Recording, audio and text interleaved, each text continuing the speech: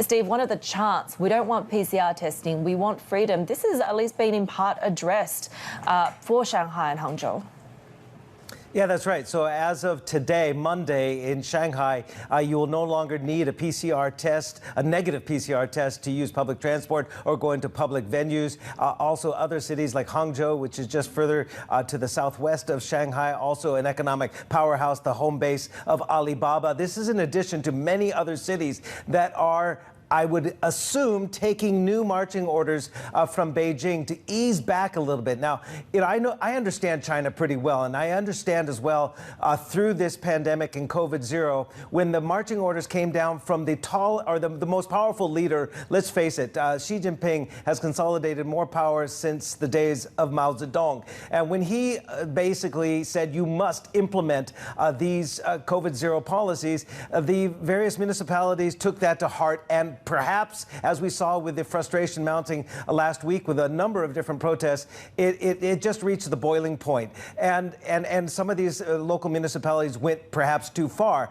But again, they were probably watching the success, if you want to call it that, in Shanghai, which was under a brutal 2-month lockdown. And guess what? The Communist Party chief of Shanghai, Li Qiang, gets promoted to the premier. He will become the premier, the number 2 ranking official on the standing committee as of March when the National People's Congress meets. So he was rewarded for that 2-month lockdown in Shanghai. So again, there's been mixed signals, but now clearly, because Hangzhou, Shanghai, Beijing, Shenzhen, Guangzhou, Zhengzhou, iPhone City, Wuhan, Lhasa, Kunming, Nanning, Harbin, and many more are all starting to loosen their COVID restrictions, including relaxing some of those PCR test requirements. Well, Steve, at the very least, getting public acknowledgement from Beijing, there has to be further opening up now.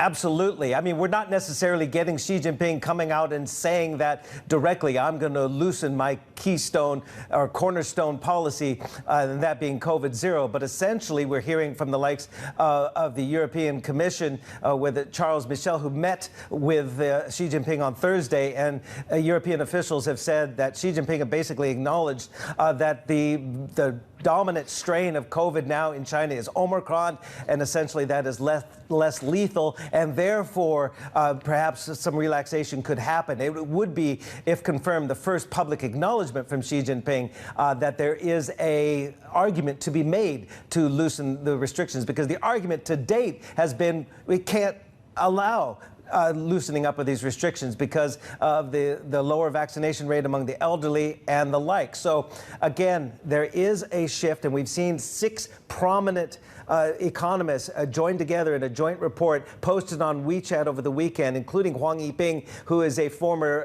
advisor to the PBOC, essentially saying the top priority now of the nation must be economic recovery. And right now, in the beginning part of every December, is the Politburo meeting where they set the economic and priority agendas for the next year that will be unveiled in March at the National People's Congress. I'm sure economic recovery will be at top of that list, and that must include, most people agree, further relaxation of COVID-0.